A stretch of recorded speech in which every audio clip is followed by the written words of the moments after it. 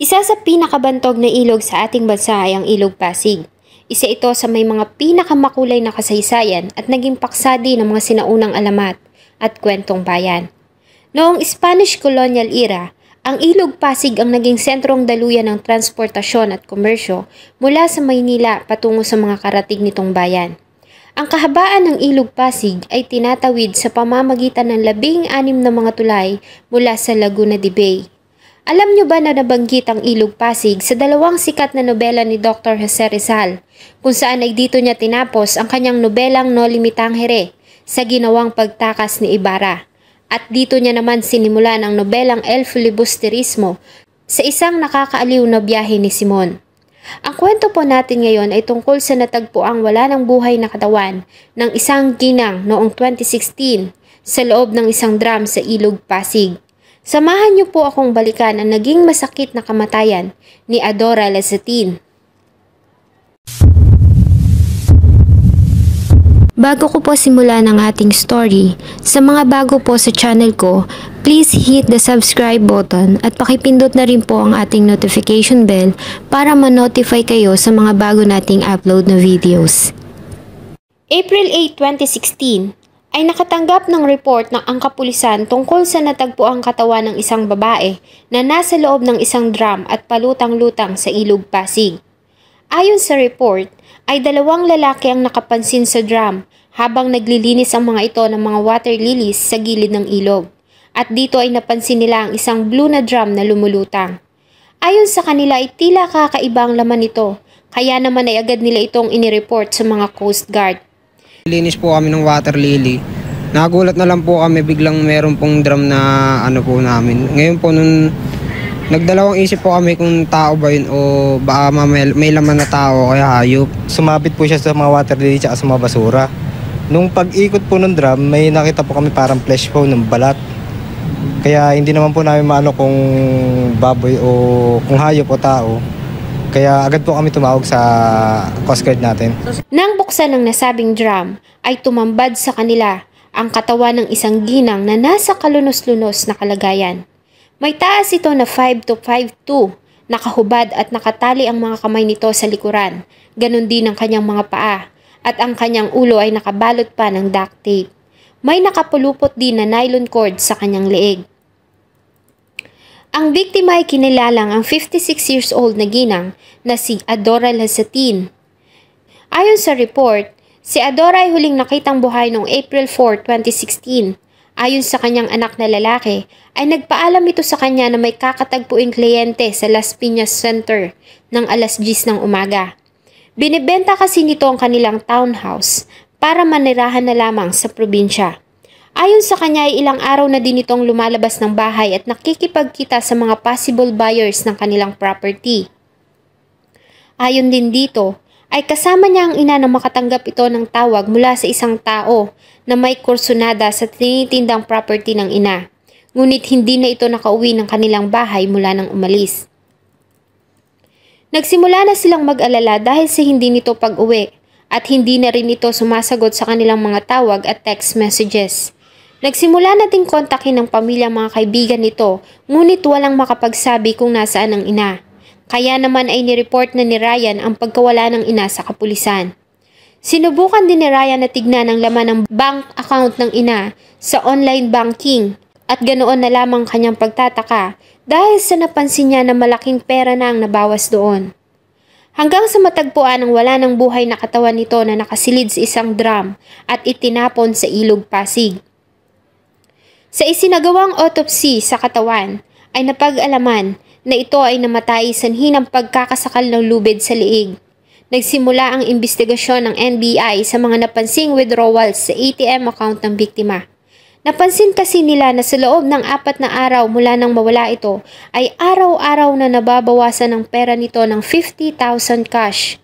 Ang nasabing mga withdrawals ay ginagawa gamit ang ATM card ng biktima.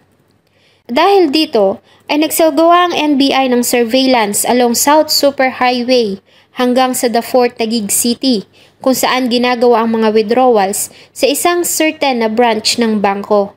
Nag-deploy sila 100 na mga agent sa iba't ibang mga ATM machine sa area.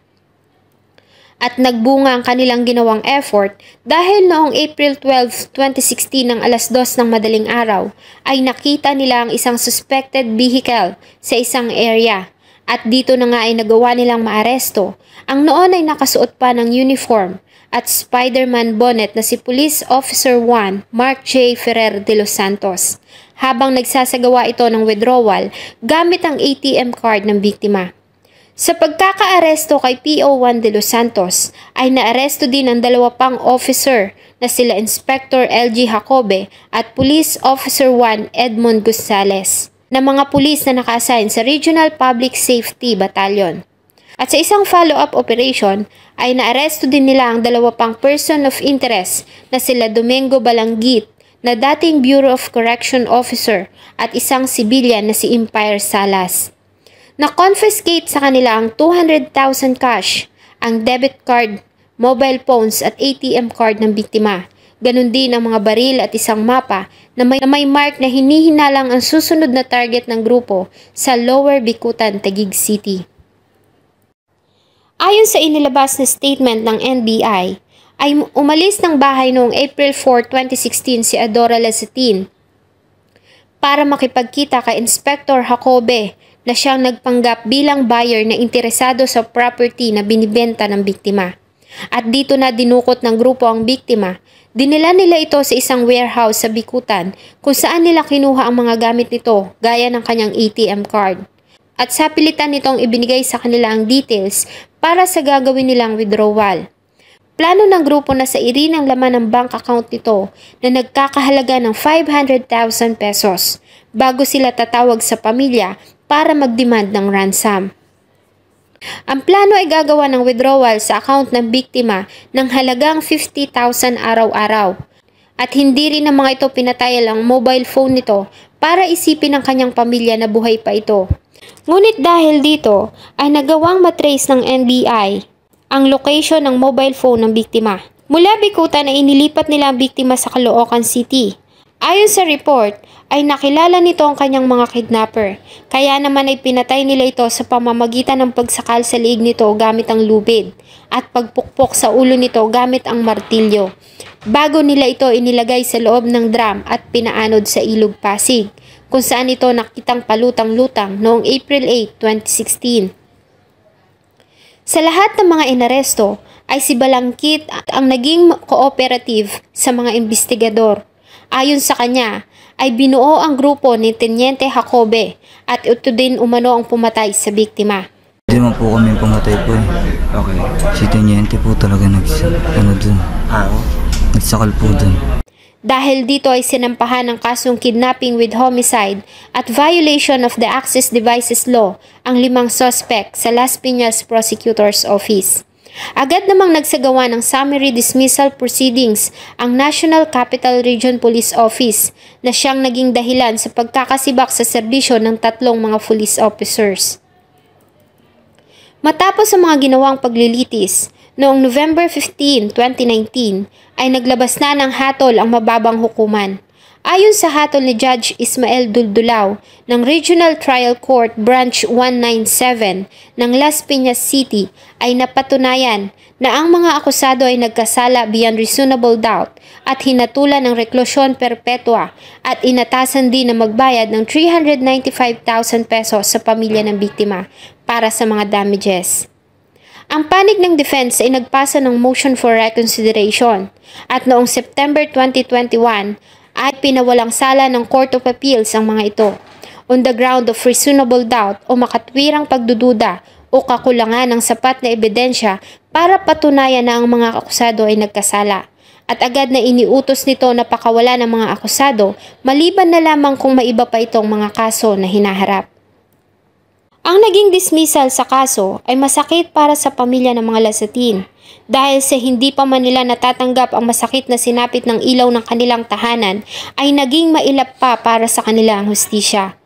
Ayon sa asawa ni Ginang Adora Lazatin ay isa itong simpleng may bahay, masayahin, mapagmahal na asawa, maalaga sa mga anak at apo. Marunong din itong humawak ng pera at alam nito kung saan ilalagay ang kanyang kinikita.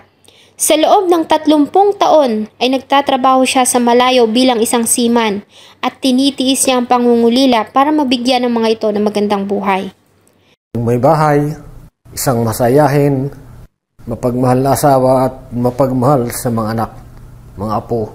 At yun po ang isa kong ipinagmamalaki sa asawa ko. Marunong po siyang humawak ng pera at marunong po siyang alam po niya kung saan niya ilalagay ang aking kinikita na ipinapadala ko na po sa kanya.